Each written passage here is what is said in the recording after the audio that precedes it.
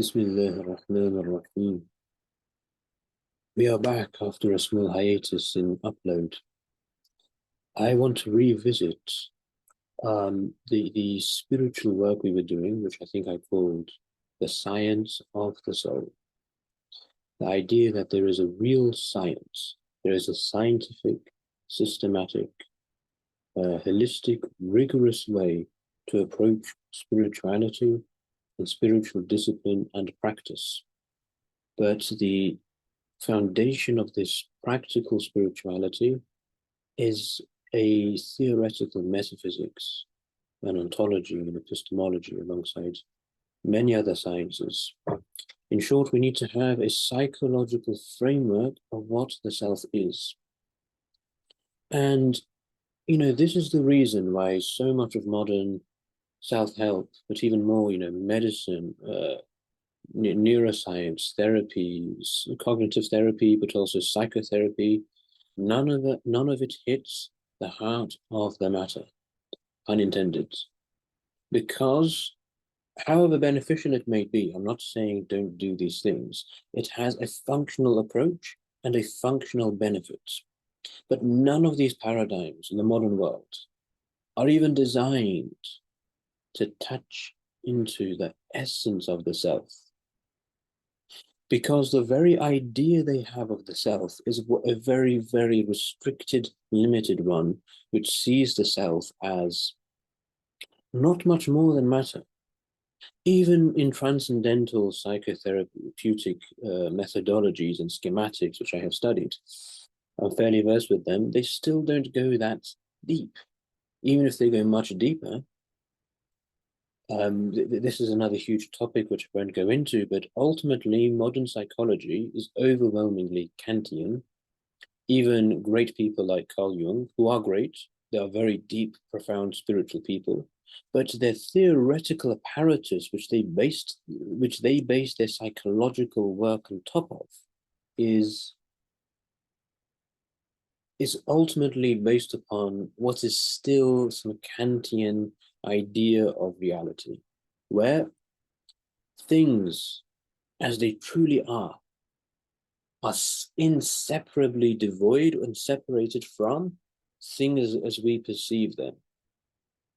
And we still have this idea that there is the world as I perceive it, my subjective experience, and then there is objective reality beyond me. To even believe that is a denigration of the self. And that very belief is the cause of so much psychological and spiritual trauma and pain and imbalance. Because we are doing such an enormous injustice to the self just by saying that.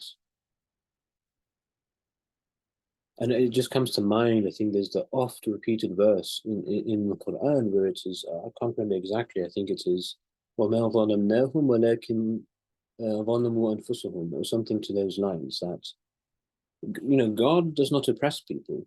God does not wrong anyone. But people wrong themselves. Such a profound word, literally. God did not wrong them, but they wronged themselves. Their selves. Right? There's a difference between saying themselves and their selves, souls. We wrong our souls. We perform injustice and cruelty. The first victim of our cruelty is the soul, our own selves. Before it spreads or is conveyed unto another person or being. Ultimately, every act of evil committed unto another was first and foremost an act of evil against oneself. To believe in this, modern Kantian paradigm, even if it's a spiritual one, ultimately we are bifurcating so strongly between self and reality. Which is fine if someone wants to believe that, if you want to believe that there is the self and there's reality, there's real realities out there. It is your prerogative to believe that. But That's not what this. That's not what I believe. It's not what I have tasted and understood, and it's not what. Forget about me. The countless mystics, philosophers, prophets, those who have truly awakened and tasted realities, is not what they have said. But of course, this is not cerebral. This is not cognitive. This is experiential. It's spiritual. You have to taste that. The self with a capital S is reality. Reality is not out there. If anything, this is the illusion. This objective world, right? The world of objects, this is the illusion. True reality is here in the subject. I want to, perhaps over the next couple of videos, really lay down some principles and foundations of practical spiritual practice. But it begins in the center.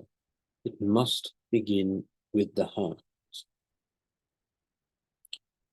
It begins first with a centering into oneself, knowing who I am and what I am. If even we have not peradventure tasted that true infinite mystery, faith, the belief that there is an infinite core to the self, that's to use the biblical language, that God breathed his spirit, therefore his essence, into man. God breathed his soul into all things, because without him there would not be, but particularly into the human being, whatever this thing is, right? Not the body, but I mean real humanity. Whatever it truly means to be a human being is somehow utterly related to what it means for God to be God. The nature of the human self somehow very deeply is related to the nature of the divine self. If we are to find divinity, it is not out here, even though God is everywhere and God is everything in a deep way. But the more you go out, the more God eludes you. He seems to withdraw from you. The more you go out and chase and you want and desire and lust, even if it's a spiritual lust towards things, still it is a lust. It seems to just recede and elude your grasp. And we all have experience with this at the various stages of life that we are, that you don't get things by going after them. You realize them within. True progress is not out here. We believe it is. We're conditioned to believe that it's really there. It's in the workplace. It's there. It's in the career progression.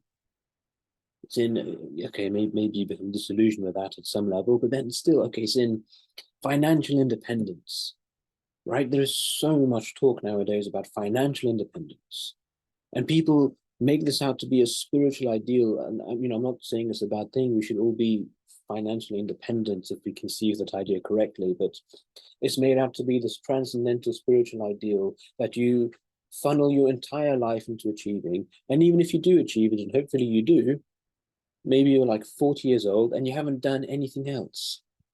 You're financially independent, but now what? You're still mentally a slave. Whereas if we spiritually freed ourselves, if we became spiritually independent, I believe that financial independence, whatever you're looking for, would at least be much, much easier to do. I think it's much easier to make money with a clear head than with a polluted head. I think that should be almost axiomatic and simple. But I've mentioned the entire psychological paradigm that we are a part of, the entire, therefore, health, fitness, self-help paradigm, the economic paradigm, every paradigm of improvement or discovery or attainment or happiness in one form or another comes down to a very limited, narrow, constricted, and frankly oppressive, perverted, disgusting, if I am to use harsh words, a view of the self. If you want to begin any truly spiritual practice. It's about coming to the spirit. It is about realizing one's spiritual nature. And what do we mean by spirit? I'll give one synonym right now for us all to understand with absolute clarity, at least I hope. Essence. By the spirit, I mean essence. In Arabic, literally that, right? That, right? What do I mean? I mean that. Not this, not those, that. The beautiful thing is, you know exactly what I mean. You know exactly what I mean. That essence is what I point to when I say spirit and when spirit is spoken.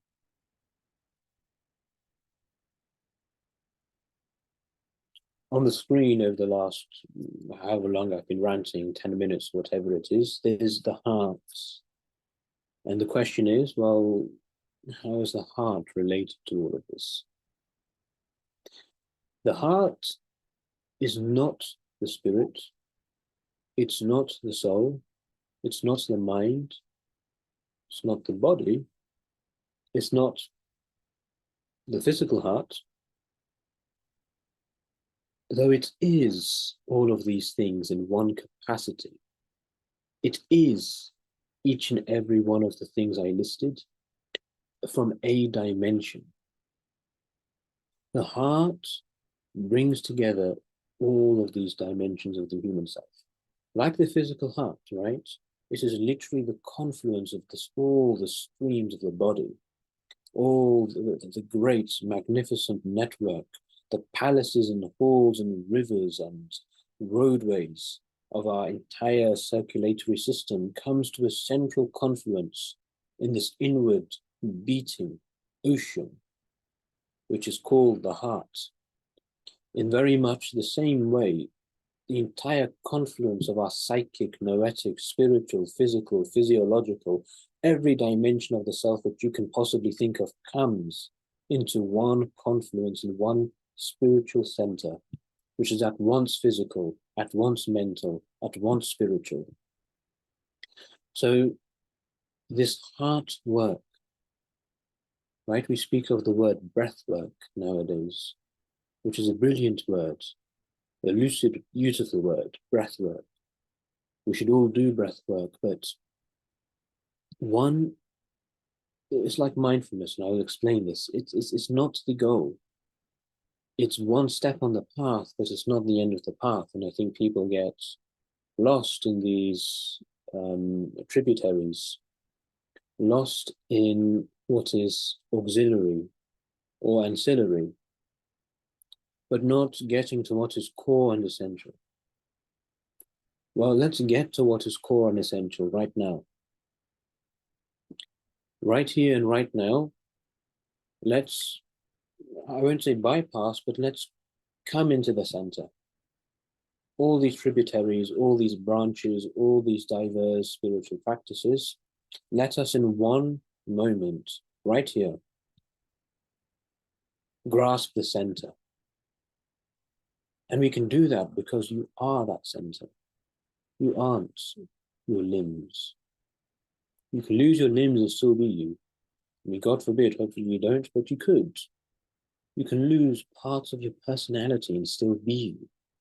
You lose a lot, and we do lose a lot in life. We suffer profoundly, tremendously, and go through inordinate, incalculable, inexpressible loss, but we still remain. The self, whatever it is, it remains. And it's quite disturbing how utterly durable the self can be. It can take a lot of punishment, but it's still there. It is still there after all of that. It just keeps going. It still remains. Even if you're not there, your psyche completely vanishes and dissolves and fractures. Your self is still there. That inmost heart, still a beating core, just keeps going and going and going. And it's profound that many people, many athletes, in fact, have found God through the body because they realize that the body is so damn tough that, and more than the body, the mind and the soul is so strong, it's eternal. It's intuitive, right? There are truths we come to learn in life.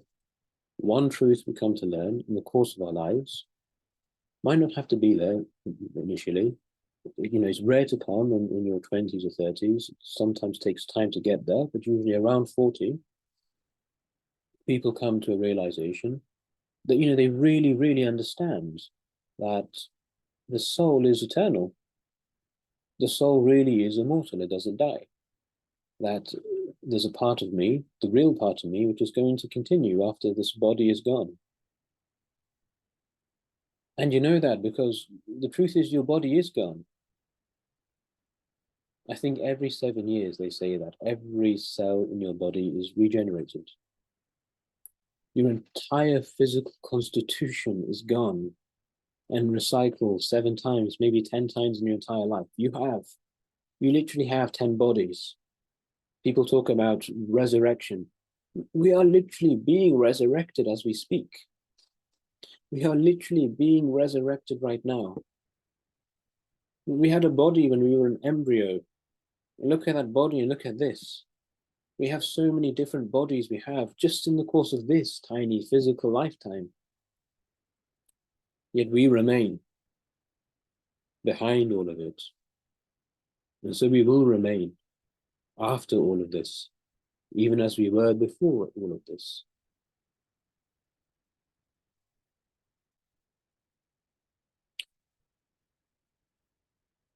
These are not excitable thoughts meant to stir the opinion of the mind or rouse a response or agitation.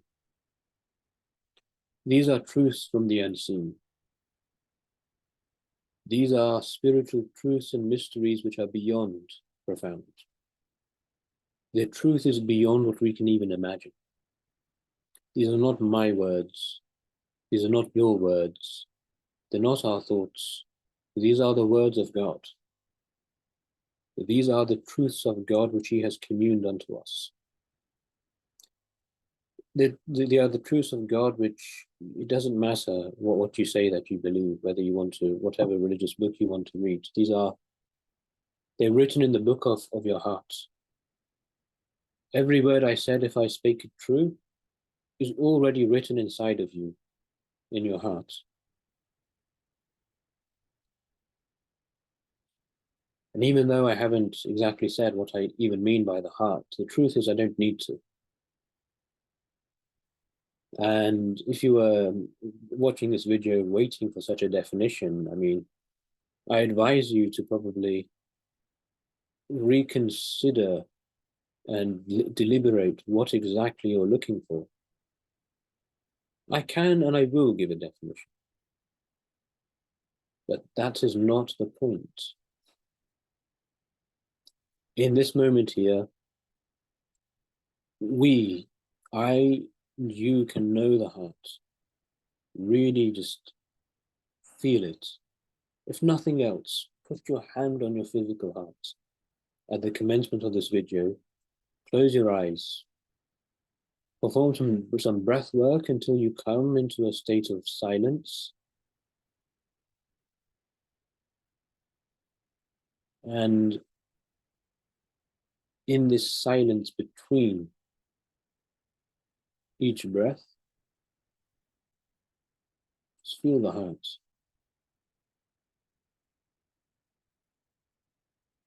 Feel your physical heartbeat.